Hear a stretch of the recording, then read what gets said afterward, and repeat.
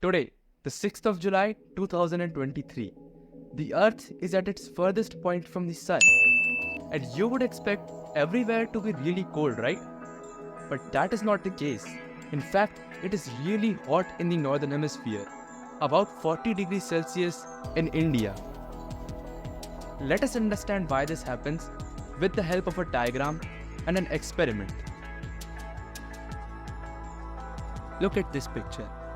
The vertical line is the separation of day and night, and the slightly tilted line is the equator. The upper part is the northern hemisphere and the lower part is the southern hemisphere. Here in this diagram you can see that more of the northern hemisphere is under sunlight and less southern hemisphere is under sunlight. This means that because it is getting more sunlight, the northern hemisphere is hotter than the southern hemisphere. Now, for the experiment, I have this glow-in-the-dark ball and I have a line here.